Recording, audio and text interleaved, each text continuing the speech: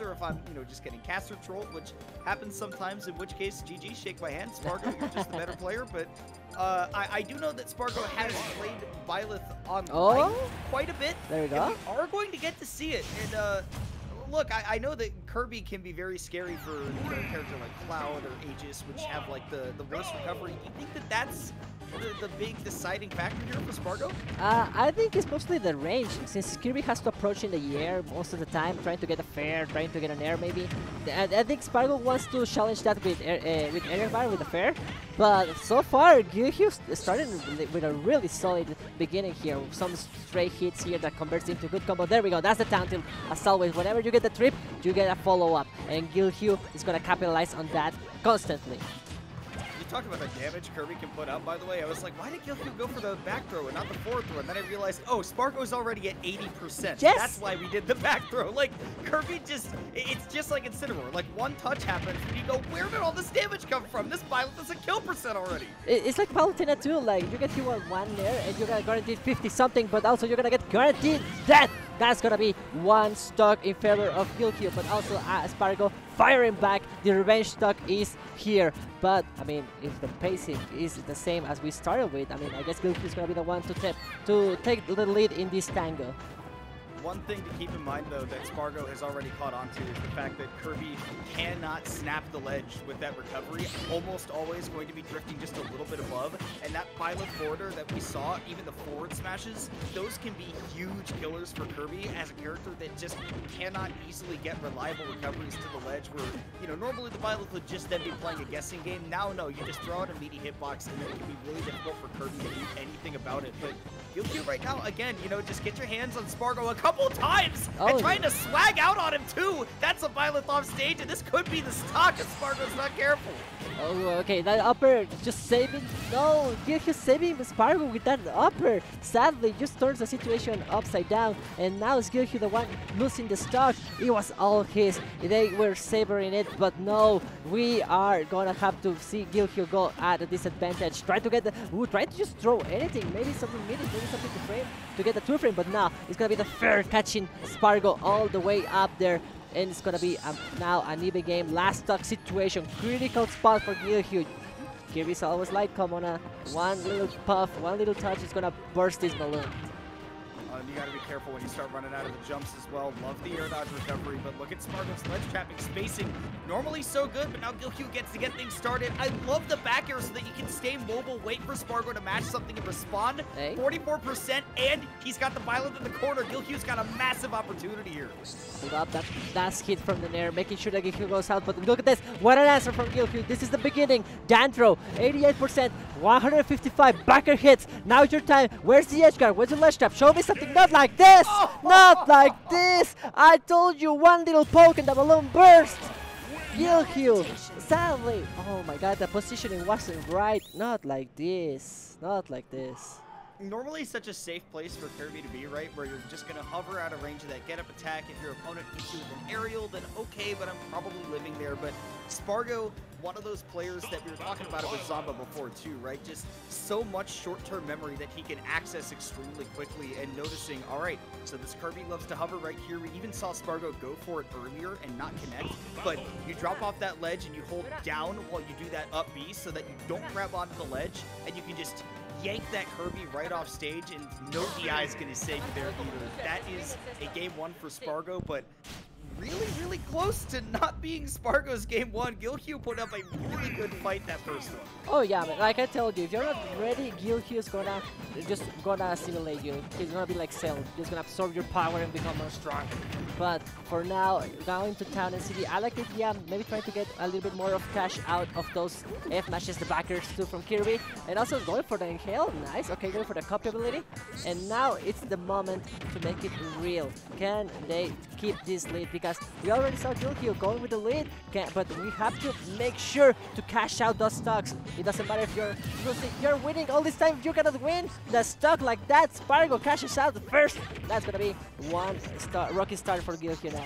Oh goodness, oh goodness. Wow, 54%. We talked about Kirby putting on so much quick damage. Well, Spargo was able to do that with the Byleth as well. 77%. Stay immobile. That down smash, if that connected, certainly would have sent Kirby into that blast zone. Even though that Town and City top blast zone is very tall. Would have been it, but Gilq just able to hold on to that down smash, catch Spargo on the re-grab, evening up those stocks. And look, one hit from Kirby, that can mean a whole lot. Oh, and I mean, it is a lot indeed. Nice, a full combo into 67%. You think you're safe? No, now this is an even game. You just blink and you'll miss it. Trying to get for the first, looking for a backer most likely. No, we're going, still looking for the first. Now we're in the corner, in the ledge. We're gonna look for these backers. Make sure to get the damage. Hitting with an air, put Spargo in a bad spot. Not the case, but the up smash though. Just throw it out like that, make it whip. Man, Spargo just doing such a good job of calling out the jumps from Gilq. Great tech as well to stay alive. Really, really key. I mean, the pressure has been on, and converting out of that down air, there are not very big windows, and you have to hit specific hitboxes to get those combos to work, but Gilq got it, takes the lead on Spargo, arguably the #1 player in the world, and that damage is going to continue to rise. Clean 63 again. Hold up, trying to make sure that Spargo doesn't get out of this ledge. You're gonna keep yourself in the damage, but oh, I mean, you see the down there, so slow but so damaging, so destructive. That's gonna be one last stock for Gilq. Try to make sure that Spargo gets down. Spargo falls, looking for the up B, and the DI is not right. Sadly for Gilq, gets hit by the full combo here. Another one, no, okay, nice. Now we're using the DI, but still every single hit, every single touch counts here. Spargo can just finish this job in the ledge. It's gonna be deadly, come on, it's gonna be deadly, I say. Only if you can keep the Kirby there, and again the conversion into the down smash. I cannot stress that that is actually not as easy to hit as it looks, but that confirm has been reliable for Gilq, who now just needs one more solid hit. Back air, dash attack, all these things could be lethal for Spargo. Even trying to set up for single hit fair into a smash attack perhaps, but it's just straight hits for Gilq right now. Still hunting for that definitive finishing blow, but Spargo's defense so hard to get through. Not anymore though. Back air from Gilq, getting a game off of Spargo. Game 3 with it tied up 1-1. 1-on-1, and I think the people are liking the show. They're rooting for Gilq, and I see y'all. I see y'all want the underdog to win. And for now, Gilq has been just getting more consistent with his confirms. It's just I think for the most part, it's just the positioning. The thing is killing Gilq the most is that they are just not in the right spots at the right time, and Spargo takes advantage of that immediately. And now, okay, moment of truth, trying to bring up the cloud. Playtime is over. I think that was definitely Spargo thinking, all right, this is, in theory, a really good matchup. I should be able to handle this. It's just Kirby, right? What do I have to worry about? But now that Gilq has taken that game, you got to go back to the main. Because, look, to be honest, I am very clearly seeing that Gilq is quite good at this game, right? But this is also one of those situations where, as Spargo, you're probably getting matchup checked. I don't know how much you've played against Kirby before, because if I'm not mistaken, Spargo, Tijuana, not particularly close to Mexico City, right? So, oh, not at all. Not at all. I don't know if you've got that experience, and that could be a real bracket killer, especially when you've got somebody as good as Gilq piloting that Kirby. But right now, this Cloud is off to a majorly good start. Spargo getting that first stock. Indeed, Gilq getting a taste of that flat zone, and Spargo just not letting up. Gilq just went down from the platform, and Spargo's already on their neck. I guess whatever Kirby has as a neck. But for now, just trying to get against the cross slash. There's gonna be on the second stock. No, just barely scraping by. Just getting a feel for that blast zone. Seeing it not today, but not anymore. Blink and you'll miss it. Dash attack does the job. The Buster Blade does the job. Well done. And Gilq again with the nail. But I don't think they're gonna get much out of that. No, I mean, it can give Kirby a projectile to operate at that mid-range. It's maybe a little bit worse than Wolf Blaster, right? Like, it's not quite the same, but it's still, like, relatively good. Not going to do you much good when you're looking for those kill confirms. Either would the neutral be either, but you do have to find one. Right now, Spargo looking so much more comfortable on that Cloud than on the Violet. That neutral arrow going to set the Cloud up off stage, but I think that Gilq might have thought that that was a regrab or something. Nonetheless, down B, the stone not able to connect, and Spargo keeping that first stock alive. Oh, nice. With Punisher in the up, just barely missing the spacing there, Spargo. And there we go. Yes, the F tilt is a little bit of a hard spot to me for Gilq, but I mean, I believe in miracles. I've seen these comebacks. You just need to keep on going. Gonna have to play Super Queen here. 97%. Another backer. This is the last call for Gilq. Spargo, one read he gets, one touch. It's gonna be the worst spot Gilq has been in this whole set. Another one. Time for the edge guard. Limit is ready. Trying to break him. Break the window, but no. Gyuhyun comes in swinging. Oh dear lord. That's it. That's it. Yep. You like tomatoes? Yeah. Tasty. Yeah.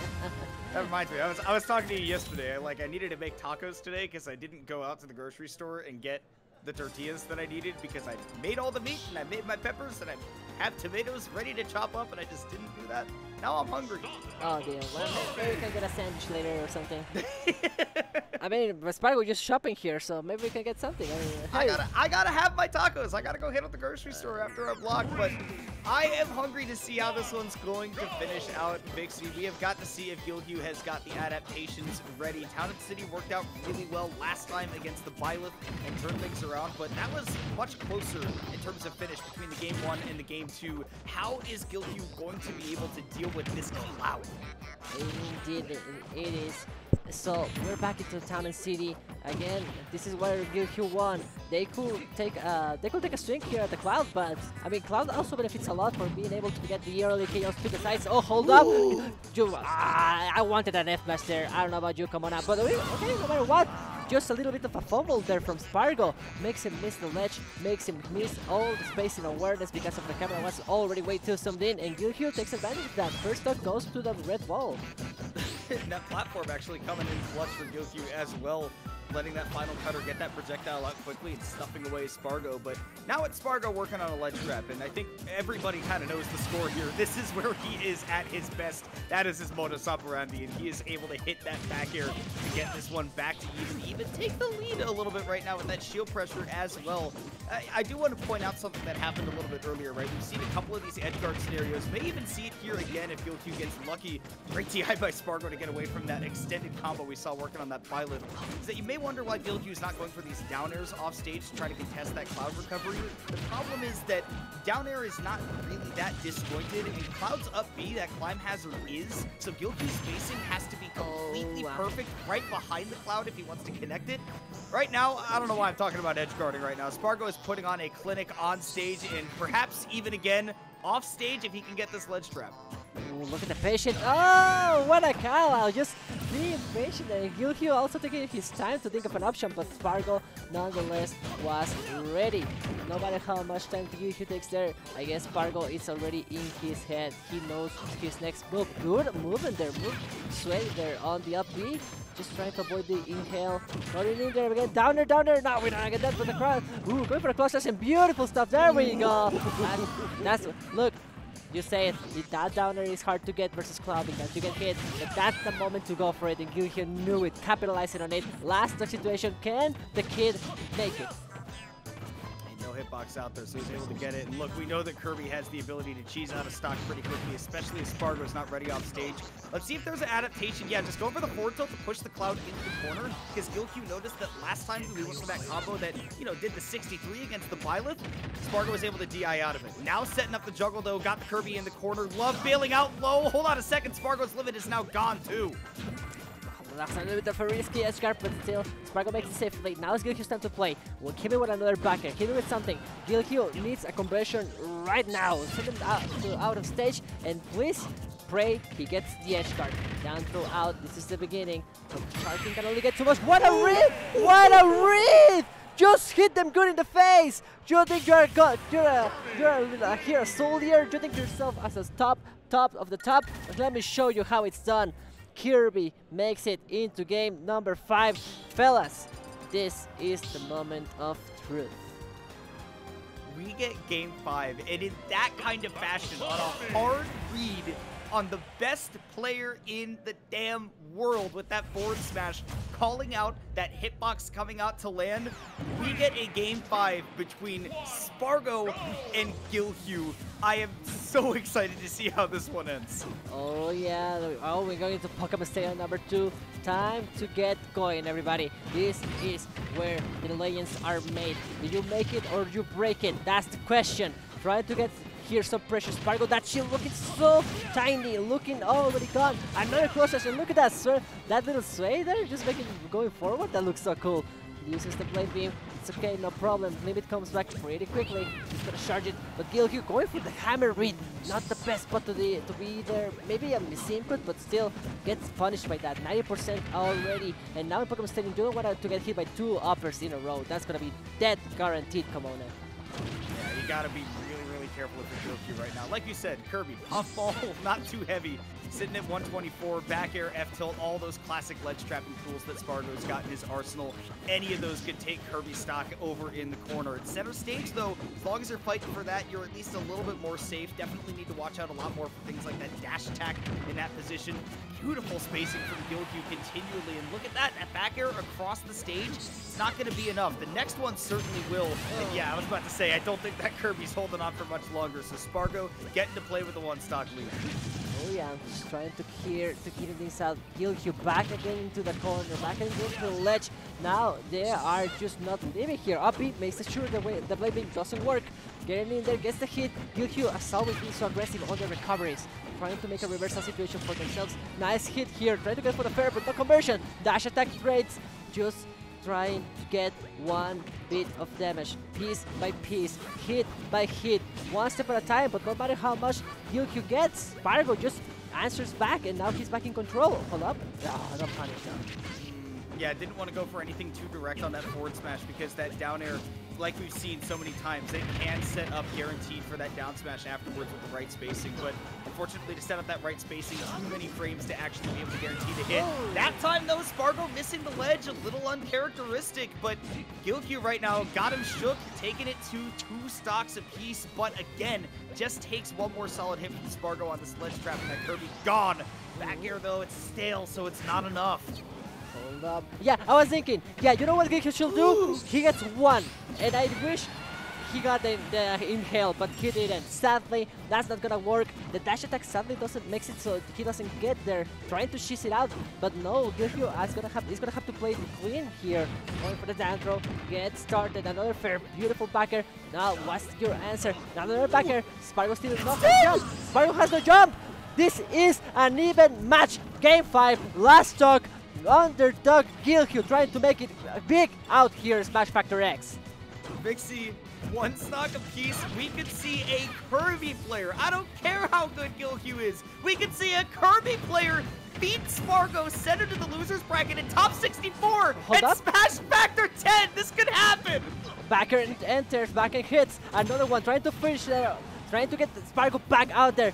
But it's Gilhue now who's at the ledge again. Hold up. The limit is there. Good hit on the LB. Now this allows Gilhue to come back here, but you are only gonna get to the other side, coast to coast. Cross slash is no longer a factor. Spargo's gonna have to play this clean. Trying to use the backer. There we go. Good hit. Gilhue again struggling to come back, and that limit looming on the distance. One more chance. This is just back to back, center stage, back to the ledge. One big hit, one more chance, that's going to be the backer, and Gilhue falls! Spargo does it! The upset, sadly, is not going to happen today, but still, beautiful showing here from the kids from Warlock Fighters. An amazing stuff, and only showing us how much Gilhue has grown today. Oh my goodness, I mean, taking Spargo down to the final thread of the game. It got the entire Twitch chat. I've never seen so many capital O's that follow the letter N in the Twitch chat. No. But, I mean, man, everybody was behind the underdog, just 2 solid hits away from beating the best player in the world while playing a bottom 10 character in the game. Although, honestly, we might have to start rethinking that based on what we saw from Gilhue, because that kid is godlike, taking Spargo down to the wire. That